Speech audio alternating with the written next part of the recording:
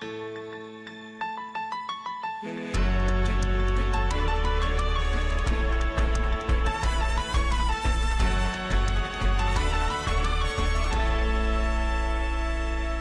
parte de la preparación de los auditores del Sistema Nacional de Auditoría en las normas cubanas de auditoría, nos corresponde el tema evaluación por tipos de auditoría y calificación del control interno.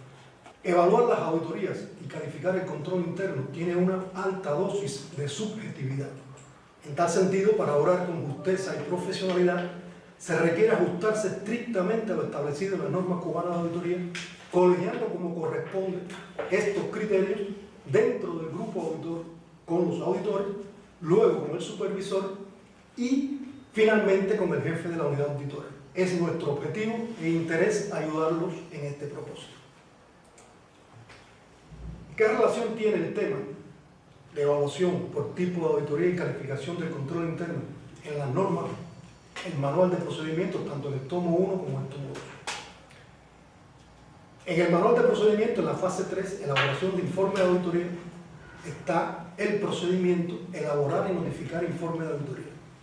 Y en las plantillas para esta fase se encuentra la plantilla D003, que es informe de auditoría, y tiene sus 4 plantillas referidas a los dictámenes, tanto modificados como no modificados, para auditorías financieras y auditorías de cumplimiento.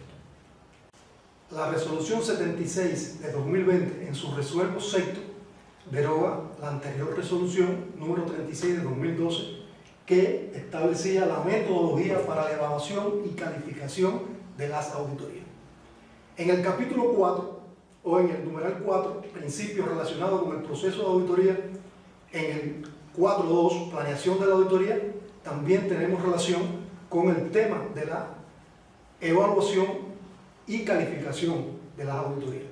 En el numeral 4, principios relacionados con el proceso de auditoría, fundamentalmente en el 4.2.1, planeación de la auditoría, se establece en las normas cubanas de auditoría y en el manual de procedimiento tomo 1, la evaluación e identificación de riesgos.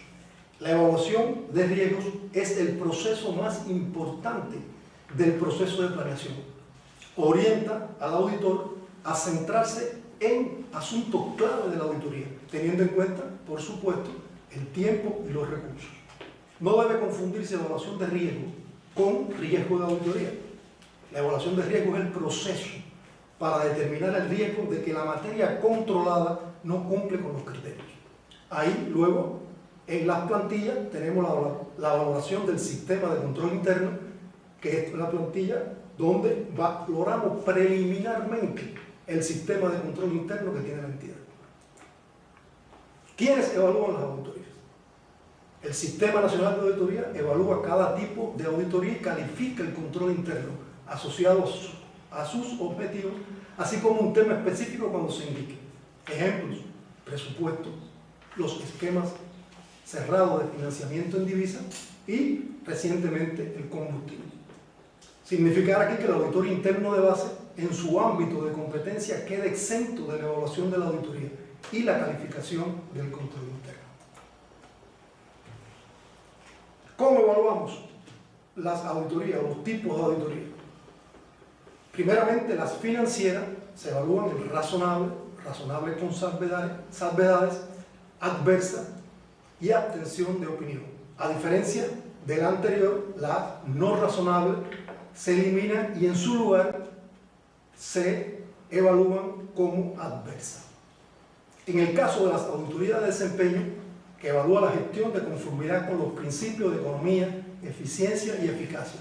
Si en el caso de las restantes auditorías de cumplimiento fiscal y forense, se evalúa que cumple con salvedades, incumple y abstención de opinión. A diferencia de la norma anterior, aquí se incorpora cumple con salvedades y abstención de opinión.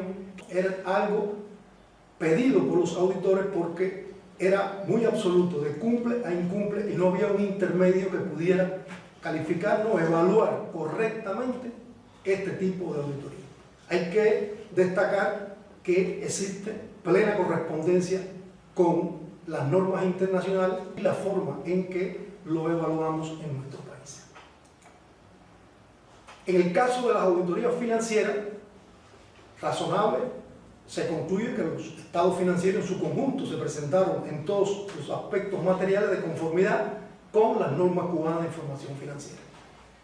En el caso de los razonables con salvedades, que es importante tener en cuenta que los errores individuales o en conjunto son significativos pero no generalizados para los estados financieros. También pudiera ser que por determinada limitación en el alcance se concluye que los efectos en los estados financieros de cualquier error no detectado pudiera ser significativos, aunque no generalizados. Las adversas, sin duda, los errores tanto individuales como en su conjunto son tanto significativos como generalizados. En el caso de las auditorías de desempeño, que evalúa la gestión de conformidad con los principios de economía, eficiencia y eficacia, en el caso de la economía se refiere a los términos y condiciones bajo los cuales se adquiere y utilizan los recursos humanos, financieros y materiales, tanto en cantidad y calidad apropiada, como al menor costo posible de manera oportuna. En el caso de la eficiencia, significa obtener el máximo de los recursos disponibles, es decir, la relación entre los recursos utilizados y productos entregados, en términos de cantidad, calidad y oportunidad. Y la eficacia comprende el cumplimiento de los objetivos planteados y de los resultados previstos. Las auditorías, tanto de cumplimiento fiscal y forense, como habíamos dicho, cumple con salvedades, incumple, y el tema de la abstención de opinión. En el caso de que cumple, es obvio que no se encuentran casos de incumplimiento material en un compromiso de aseguramiento razonable y cumplen en todos los aspectos significativos las disposiciones jurídicas inherentes a la materia controlada. Ahora, incumple con salvedades es el elemento que se introduce nuevo cuando los incumplimientos son significativos pero no generalizados. En el caso de incumple, es obvio, los incumplimientos son significativos y generalizados. Queremos significar, en este caso, que en el caso de la abstención de opinión, si los posibles efectos pudieran ser significativos y generalizados, también se abstiene el auditor de dar opinión en esta auditoría. Significativo, a juicio nuestro, es que tiene importancia, valor o relevancia, y generalizado, que son frecuentes, habituales y comunes. Algunos ejemplos que pudieran ilustrar en el caso de las auditorías financieras, pudiera ser significativo que algunos de los submayores estuvieran desactualizados, y en el caso de las auditorías de cumplimiento, si se incumple algún artículo de una disposición normativa. Esto es un elemento que puede ser significativo. En el caso de lo generalizado, para las auditorías financieras, que los hallazgos impacten en otras cuentas, y en la de cumplimiento, que el incumplimiento afectara a la mayoría de las entidades de la organización.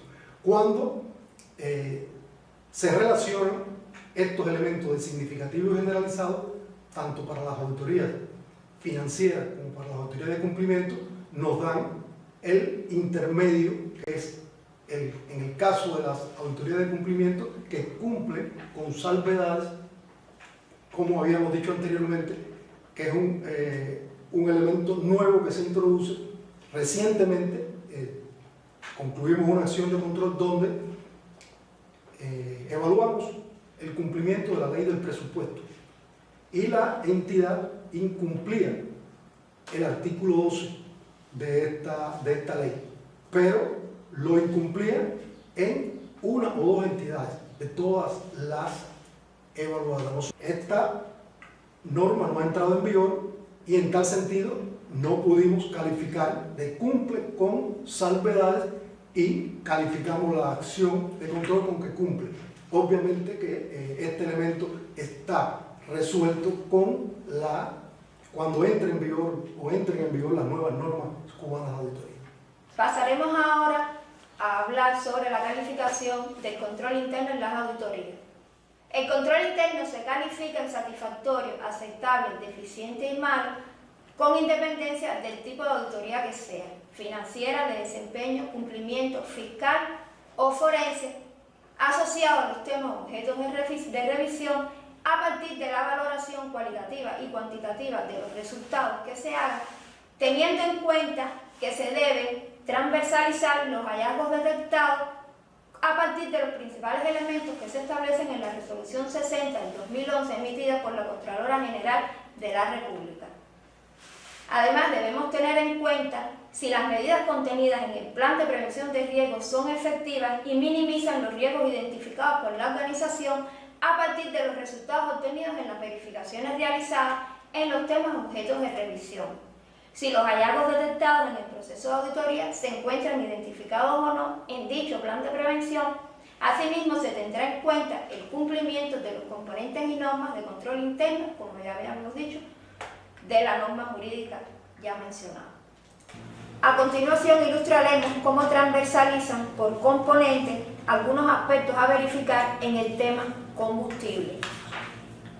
Por ejemplo, en ambiente de control, comprobar la legislación vigente dictada por los organismos rectores asociados al tema de combustible, además de verificar el plan y el presupuesto y verificar la fijación de la responsabilidad material en cuanto a las tarjetas prepagadas. Asociada a la identificación de riesgos, revisar si existen riesgos identificados asociados al control de las tarjetas prepagadas y el consumo de combustible. En actividades de control, verificar la correspondencia de los kilómetros recorridos y el combustible asignado, así como su reflejo contable. Además, comprobar a través del chequeo físico la actualización del submayor de los medios de transporte. En cuanto a información y comunicación, chequear a través de las actas de las reuniones de los órganos colegiados de dirección los análisis que se realizan en cuanto a combustible. Y por último, en cuanto a la supervisión y monitoreo, comprobar, por ejemplo, los chequeos que se realizan por parte de la empresa hacia la UVB subordinada. De manera general, a partir de los hallazgos detectados en esta transversalización, unido a la evaluación preliminar que se hace en la etapa de planeación del control interno, esto se integra y se hace una calificación general. Es importante señalar que la calificación a otorgar se discute en primera instancia dentro del grupo de auditoría con el objetivo de emitir un criterio colegiado. Luego, el proyecto de calificación pasa al supervisor, el cual emite sus consideraciones y posteriormente al jefe de la unidad de auditoría o a quien designe. De esta manera, la calificación otorgada al control interno en la entidad está sustentada en consideraciones generales de todos los entes involucrados en el proceso de auditoría y no en un criterio unilateral del jefe de grupo.